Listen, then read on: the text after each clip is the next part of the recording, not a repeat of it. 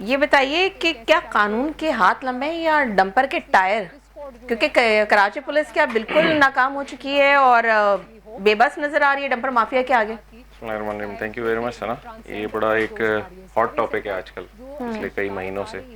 और डंपर का एक लफ्ज़ बहुत लोगों को समझ में आता तो ज़रूर है लेकिन पता नहीं है। मैं क्लियर कर दूं आपको भी और आपके तवज्जुह से चैनल के मैं लोगों को भी बताऊं कि dumper is one of the category of heavy traffic. Dumper के अलावा हैवी ट्रैफिक में ट्रक्स भी आते हैं, वाटर टैंकर भी आते हैं, ट्रॉलर भी आते हैं, ऑयल टैंकर्स भी आते हैं। तो खाली डंपर के ऊपर हम फोकस करते हैं और हर बड़ी गाड़ी को हम डंपर कहते हैं, तो उसमें फिर हमें पता चलता है कि जी ये डंपर माफिया और ये डंपर का सिलसिला।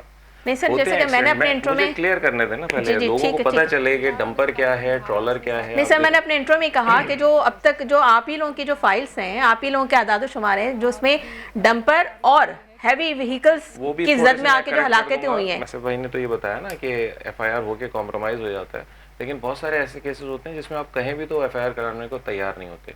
अगर एफआईआर हो भी जाती है, मतलब जो विक्टिम्स है वो एफआईआर नहीं नहीं करवाते। करवाते। बहुत सारे ऐसे हैं, मतलब ओके। 100% मैं नहीं कहूँगा, लेकिन ऐसे केसेस हैं बहुत सारे।